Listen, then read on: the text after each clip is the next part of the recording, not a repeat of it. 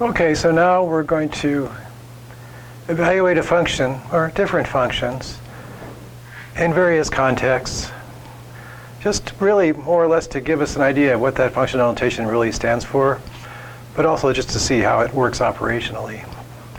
First off, we're going to try using a formula instead of a number as an input. Here's my function. H of x is 3x minus 5. It says find h if 2a minus 1 is the input. So you think to yourself, h of anything is 3 times the thing minus 5. So h of 2a minus 1 should be 3 times 2a minus 1 minus 5. Once we've accomplished that task, now it's just a matter of doing some algebraic operations. So we do 6a minus 3. I'm just using the distributive property here. Minus 5 more.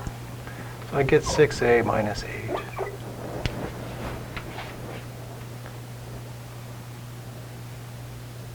I'm looking at my notes.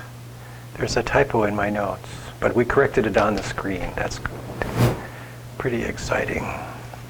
And then, as a second example, we'll think about a function defined by ordered pairs. Of course, all functions are ordered pairs in their hearts, but sometimes you actually have a list of ordered pairs that makes your function up, like we have here. F only has four ordered pairs that are part of F. 1, 2, 3, 5, 6, 11, minus 1, 8. It says find f of 6. So to find f of 6, I have to look at the first coordinates. I'm looking for a 6. There it is.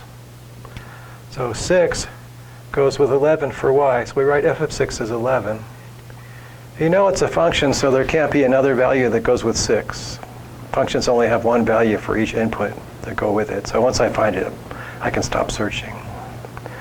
We could also go pick another number, f of, pick something like 4. There's no 4s here for x. We would just say that's undefined. So if for some reason there's no output associated with that x, we just say it's not defined. And I guess that covers most of the cases. Either the number's there or it's not. If it's there, I can read off the y, and if it's not, I just say undefined. Okay, and here's another situation. Using an arrow diagram to define a function. Sometimes that's convenient, especially if you're maybe talking about composition. You see arrow diagrams. Here's an arrow diagram. There's 4 input values. They're not quite the same ones as these. They're kind of close. And 4 corresponding outputs. It says find f of 5. So now we look here for 5 for inputs. There it is. You're only going to see it once because it's a function. And over here is the corresponding output. We usually write here domain and range just for fun. Although the arrows tell you that's what you're starting with and that's what you finish with, but domain and range makes it even clearer. Finally, evaluating functions from graphs. So sometimes you'll just have a graph. And ordinarily, we label this x and y. We're thinking of the x's as being input variables or values, and the y as being the corresponding output. And then the points on the graph, like this one, 1, 2, says that x is 1 and y is 2. And the picture of all the possible x's and y's for the function is what makes up the graph. So you can't possibly plot every real value that there is, but you could plot a few of them, and then by knowing some properties of graphs of that kind of function, like this one's a line, I guess, once you have a few points, then you go, the rest of the points are going to follow that same pattern. But in theory, the line represents all the points x, y, where y equals f of x, where f is the function. So if I want to find f of 1, I'll go look in my x's for 1. There it is. And then I travel up and down looking for where the graph intersects that, because that'll be the y that has x equal to 1. And you come across here. I said the point was 1, 2. So that means that when x is 1, y is 2. And so f of 1 is going to be 2.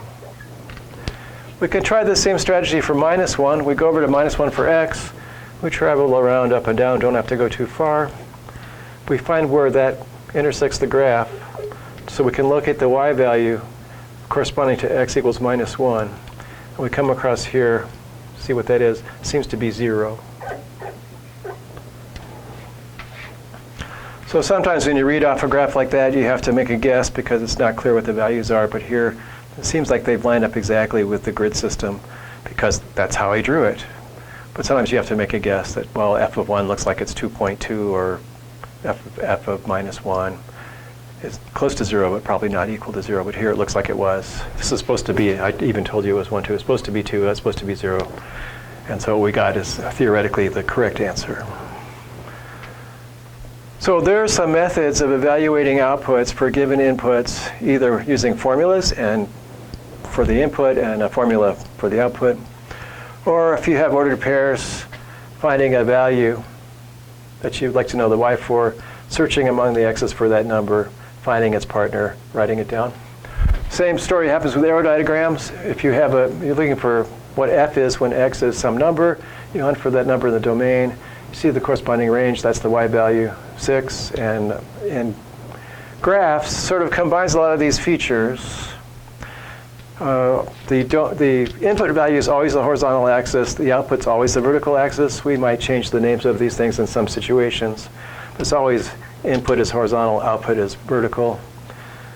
So the kinds of values you can use for the function occur on this axis.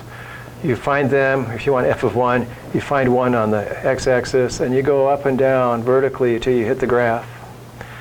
And then where it hits the graph, that's the output value corresponding to that x, because that's how you draw the graph, by plotting x, y, where y equals f of x. So if that point's on the graph, the x, y, the y is f of the first number, and we want f of the first number, so we can read it off that way.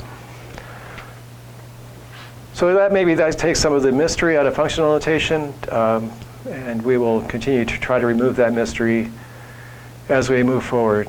So let's get on to the next slide.